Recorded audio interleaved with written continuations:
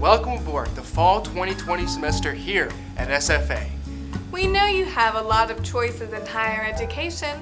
We're so glad you chose to fly with us here at SFA. Let's show you some of the safety features as we prepare for takeoff.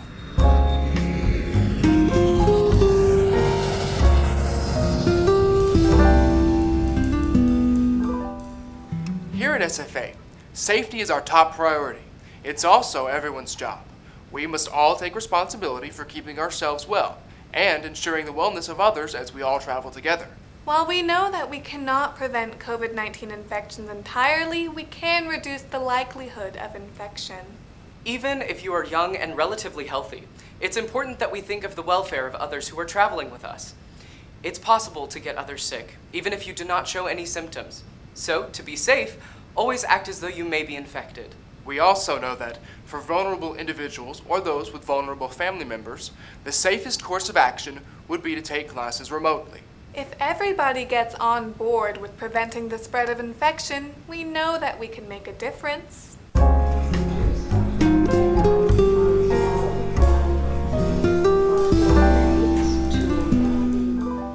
It's important to get in the habit of keeping our hands clean, washing regularly and thoroughly with soap and hot water for at least 20 seconds. That's long enough to sing the school song. If soap and water aren't available, hand sanitizer with at least 60% ethanol or 70% isopropanol works too.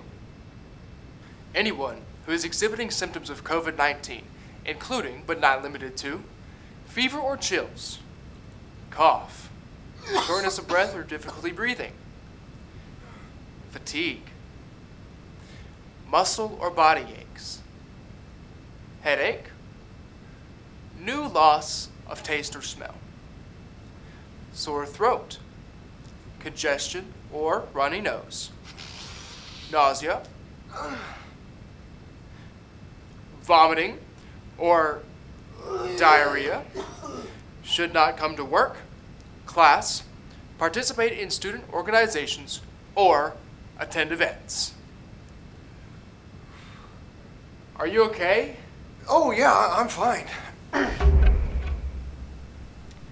If you've had close contact to a person who is lab confirmed to have COVID-19, or who you strongly suspect has COVID-19, you should not come to work, attend classes or events, or participate in student organizations until the end of the 14-day self-quarantine period from the last date of exposure.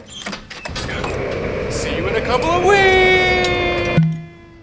For students living on campus, we've made some adjustments to the number of guests you can have in your room and other guidelines for staying safe. We encourage roommates to discuss their expectations in advance to make sure they are on the same page. If necessary, Residence Life can assist students who wish to change rooms. If you live in the residence hall and think you may have been exposed or infected, we have a special hotline you can call to notify a Residence Life staff member. This number will be different for each hall, but will be provided to you and posted in public spaces in your building. If you can't find this number, just call the University Police Department. Residence Life has worked closely with the SFA Health Clinic to plan for what to do if a student becomes ill or believes they may have been infected. We've established special spaces where students can isolate themselves until they are recovered. We will be delivering meals right to their door, and a Residence Life staff member will call them regularly to check in on how they are doing. The health clinic will even hold Zoom appointments if needed. Our goal is to make students who are ill as comfortable as possible. Pretzels or peanuts? We also offer Zoom counseling services. This can be accessed by any SFA student, even if you are on campus. It's best to maintain a safe distance from those who are not a member of your immediate household. Those in your household include roommates and suitemates. The Centers for Disease Control and Prevention, or CDC, recommends 6 feet of physical distance. That's around 2 axe handles. Since you may have to occasionally stow your axe handle, it's not advisable to carry 2 axe handles with you all the time. You may just have to estimate the distance. Remember, the CDC defines close contact as being within 6 feet of another individual who is not in your household for more than 15 minutes. So, passing each other in the aisles, or hallways does not necessarily constitute close contact. Your mask will not automatically drop down. You'll need to deploy it yourself. Please use a mask when you are indoors. Always secure your own mask. Don't let other passengers touch your face because, ew. If you have a health-related issue or another reason that you cannot wear a mask, contact the Office of the Dean of Student Affairs. Reaching cruising altitude in some buildings may require you to take an elevator. Whenever possible, we recommend that you take the stairs, saving the elevator for students who have special needs or disabilities.